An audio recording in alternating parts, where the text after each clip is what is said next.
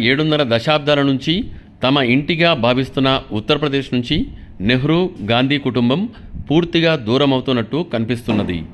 ఇందిరాగాంధీ, రాజీవ్, సంజయ్ల నుంచి సోనియా, రాహుల్ వరకు పోటీ చేస్తున్న అమేథీ, రాయ్‌బరేలీలో అమేథీని ఆ కుటుంబం పూర్తిగా వదిలేసింది. ఇందిరాగాంధీ పెట్టనికోటలా ఏర్పాటు చేసిన రాయ్‌బరేలీలో పోటీ చేయడానికి చాలా ఆలోచించి మరీ నిర్ణయం తీసుకున్నారు. ఇక్కడ సిట్టింగ్ ఎంపీ సోనియా గాంధీ ఏకంగా ప్రత్యక్ష రాజకీయాల నుంచి తప్పుకొని రాజస్థాన్ నుంచి రాజ్యసభ ఎంపీగా వెళ్ళిపోయారు. దీంతో ఆమె కూతురు ప్రియాంకా గాంధీ ఈసారి ఇక్కడి నుంచి తప్పకుండా పోటీ చేస్తారని అంతా భావించారు. కానీ నామినేషన్ చివరి రోజు వరకు కూడా అమేథీ రాయ్‌బరేలీలో పోటీ చేస్తారా లేదా అన్నదానిపై సస్పెన్స్ కొనసాగింది. మొత్తం మీద రాహుల్ గాంధీని ఒప్పించి మరీ రాయ్‌బరేలీ నుంచి పోటీకి నిలబెట్టినట్టు కనిపిస్తున్నది. అమేథీ నుంచి కేఎల్ శర్మ అనే నెహ్రూ గాంధీ కుటుంబానికి సంబంధించని నేతను బరిలో దింపారు.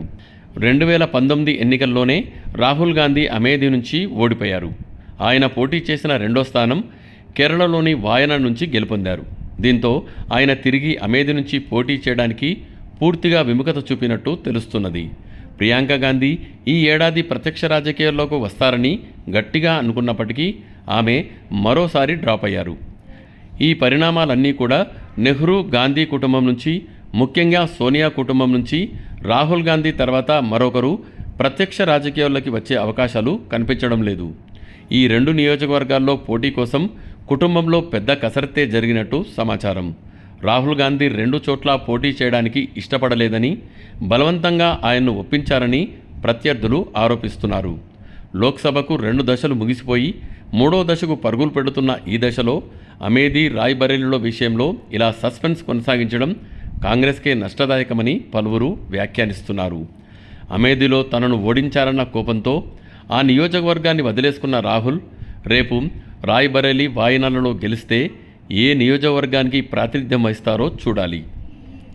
ఇందిర కుటుంబం నుంచి ఉత్తరప్రదేశ్లోని సుల్తాన్పూర్కు ఆమె రెండో కోడలు మేనకా గాంధీ ప్రాతినిధ్యం వహిస్తున్నారు. ఆమె ఈ ఎన్నికల్లోనూ అదే నియోజకవర్గం నుంచి పోటీ చేస్తున్నారు. ఆమె కుమారుడు వరుణ్ గాంధీకి మాత్రం బీజేపీ ఈసారి టికెట్ నిరాకరించింది. ఈ పరిణామాలన్నీ కూడా ఉత్తరప్రదేశ్ నుంచి నెహ్రూ గాంధీ కుటుంబం క్రమంగా దూరం అవుతున్నట్టు సంకేతాలు ఇస్తున్నాయి. దీనికి తోడు రాహుల్ గాంధీ మొదటి నుంచి కూడా రాజకీయాలపై అనాసక్తంగానే ఉన్నట్టు కనిపిస్తున్నది. 2019లో అమేథీలో ఓడిపోగానే తాను పార్టీ అధ్యక్ష పదవిని వదిలేశారు. ఆ తర్వాత పోటీ చేయాలని కోరినా చేయలేదు. కొంతకాలం సోనియా తాత్కాలిక అధ్యక్షురాలిగా వ్యవహరించి చివరకు ఎన్నికల ద్వారా మల్లికార్జున ఖర్గేను అధ్యక్షుడిగా ఎన్నుకున్నారు. ఈ ఎన్నికల్లో కాంగ్రెస్కు అధికారం దక్కకపోతే సోనియా పరివారం ప్రత్యక్ష రాజకీయాల్లో కొనసాగుతుందా అన్న సందేహాలను రాజకీయ నిపుణులు వ్యక్తం చేస్తున్నారు.